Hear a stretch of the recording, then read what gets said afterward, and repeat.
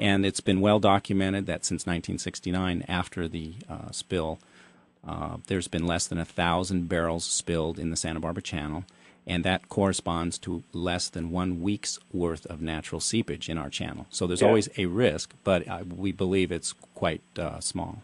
And I could even be specific on that. Since 1970, offshore operations have resulted in the spills of 842 barrels of oil. Natural seepage during that time has emitted 1,820,000 barrels of oil. So it's close. It's just, it just sounds so, hard to believe that that's going to be the problem. People are going to really not believe it. And oh, your dog is... that's my dog. Why don't you feed that dog? Sounds hungry. You're listening to Mark Schneidman's Radio Real Estate. We're talking with co-founder and vice president of SOS California. SOSCalifornia.org is the upcoming website. Bookmark it so you can check it out in the coming months. April 26th, coming up on Earth Day, Natural History Museum will be featuring this group and promoting it. Mark Schneidman's Radio Real Estate. We're going to take a break. We're going to do another segment. I just want to follow up with a couple of questions. You mentioned the Caspian Sea being the first one. I want to know if they're drilling out there or why no one's trying that. And also if, wouldn't we need some oil tankers if we're getting all this oil out of here? Where's it all going to go? And just kind of a little more of a philosophical question where you mentioned about the Mideast and independence and what could, where this money and revenue, how some of it could be used. Could it benefit Santa Barbara, the environment, alternative fuels, and energy sources? Mark Schneidman's Radio Real Estate. Stay tuned. You'll be right back. Welcome back if you've just tuned in. You're about 30 minutes late. We start the show at 6 minutes after the hour, but thanks for joining me. Since we've been talking for over half an hour, I might as well introduce the guests. I had a couple of bios here, and I just actually didn't use it, but in the studio has been talking to me, who's co-founder of SOS California, Stop Oil Seeps. Bruce Allen is a physicist. I guess we'd call you a scientist. Yes. 26 years experience in scientific space systems.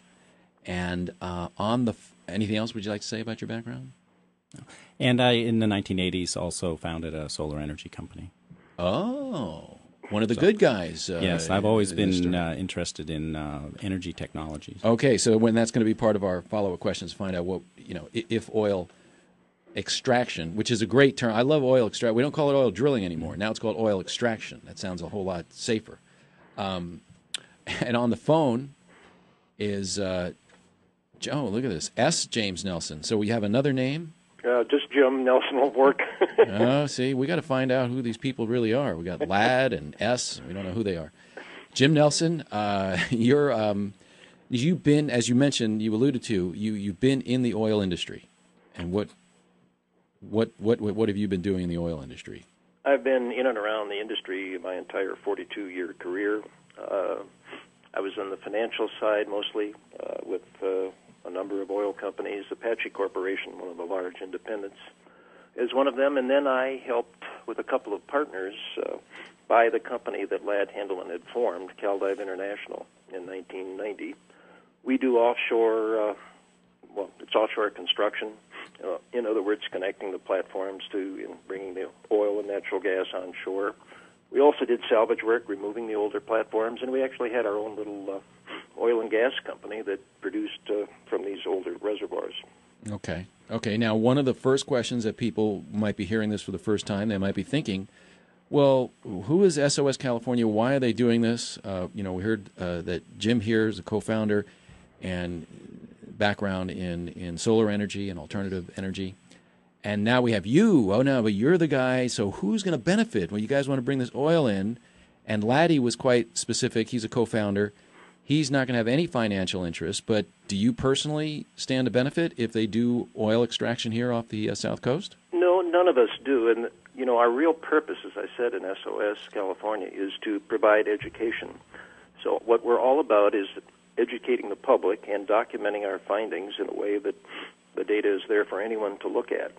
One of the things, Mark, that does bother me a bit coming from the energy industry side is that anything that, energy companies fund in terms of research is somehow tainted. Right. Yet all of the anti-energy people Right. They can raise all the money in the world they want. So, in essence, they're shutting down the voice of the energy industry. And somehow anything that the energy industry puts out is tainted. So we're trying to step in the middle and simply say what we're about is documenting our findings, and anyone can have access to that research and question it. You know, we talked earlier about the 1969 oil spill and how, talking about tainting an industry.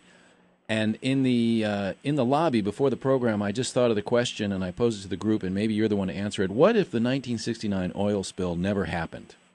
Where would that have put the industry? I mean, I really, it's hard to guess. We'd certainly, the Valdez oil spill didn't come across any better. And to be honest, I think it was the chairman of Atlantic Richfield, or one of them, whoever had the platform where the spill occurred. I mean, he's sitting there and basically saying, who cares about a couple of dead birds? I mean... Oh, he didn't have any, a good yeah, I think that was take on Union that. Oil, I think it was. Yeah, Union Oil. But anyway, I mean, we've not handled the public relations part of it very well. But, again, coming from the industry, we take our value, we take our jobs out of what we extract from the land and from the ocean. If you've ever been to an offshore site or an onshore drilling site, the care that we take with the environment is just incredible. And you're saying that since the 1969 spill that you have a record, and I think you compared, 184 barrels? 142 barrels to 1,820,000 barrels of natural seepage. Right. The other thing that attracted me to this is that I'm on the board of a foundation here in Wyoming. And what we did is that we teamed with Apache Corporation, the oil company I mentioned, and the Natural Resource Defense Council to take on coal bed methane drilling here in the Powder River Basin of Wyoming, where, from our standpoint, the energy side, the reserves are too small, and it's really running the risk of turning the Wyoming landscape into West Virginia. So for the first time in my career, I found myself working side by side with the Natural Resource Defense Council. And when I came to Laddie, I said, we really need to get a number of environmentalists on our team because the facts are there. I know, and that's, like I say, I'm sure a lot of people, I heard it for the first time, it's just so much to take in, and you just want to scratch your head. I had posed a couple of questions, and most important we want to get to is the money generated, because we're running out of time. Mark Schneidman's Radio Real Estate coming up to the end of this segment, and then, of course, the fourth segment will be my weekly multiple listing sales update for the first week of the year. We'll talk a little bit about the last couple of weeks of the year as well. But oil companies come in. Does Santa Barbara get any, or California get any special benefits? Where does this money go? I mean, obviously the revenue is going to go to a company that drills it, but No, first of all, there's a federal royalty if it's in federal waters of 16.5%. Which has just been raised in the Gulf of Mexico recently to 18%. Right, So and then I assume, Bruce, in state waters, essentially that goes to the state. The specifics. There's currently a state moratorium in state waters. Now, more than likely that moratorium would have to be lifted legislatively, and then it would be a subject to negotiation. Recent Gulf of Mexico transactions would show it would be on the order of 16 to 18% in all likelihood. Because of oil being $100 a barrel, we're talking about very large amounts of money. And that's to the state, and then another 16, 18% to the federal? Well, and actually there has been discussions that if it's opened up in federal waters where there have been a moratorium, those royalties can accrue directly to the states as well. So potentially California could also accrue the federal royalties in addition to the state royalties. Yeah, we estimated in some of the studies we've done, Mark, is that would mean something to the tune of $500 million a year coming into California. And could this money be directed towards generating alternative energies? It could. That would have to be taken as a policy initiative by both the public and the legislators. But from our perspective, it would make sense to dedicate a significant portion of those royalties to renewable energy, such as solar and wind and other renewable technologies. Well, maybe that's your hook to get these environmental groups to back this project, because once new tax revenues come in, everybody in the state, everybody wants their own things funded, and that money can just disappear. And in the case of Santa Barbara, they could potentially also have a direct share of that as well.